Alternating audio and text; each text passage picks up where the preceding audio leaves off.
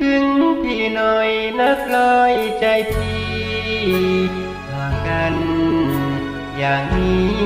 น้องคิดถึงพี่บ้างไหม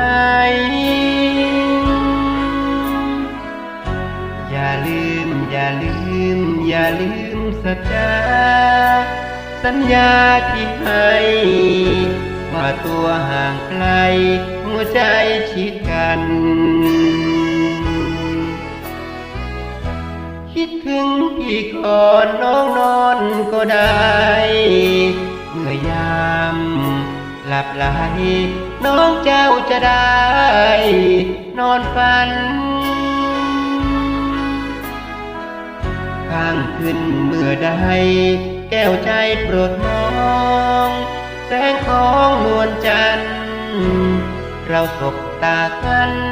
ในแสงเรืองคืนไหนข้างแรมฟ้าแซมดาราน้องจงมองหาดาวประจำเมือง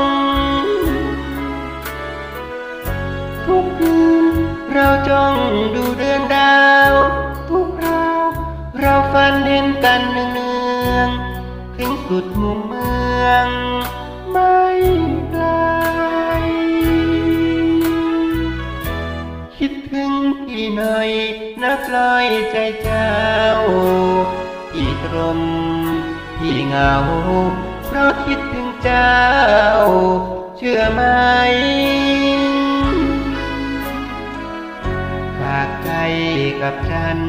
ฝากฝันกับดาวทุกคราวก็ได้เราต่างทุกใจเมื่อคิดถึงกัน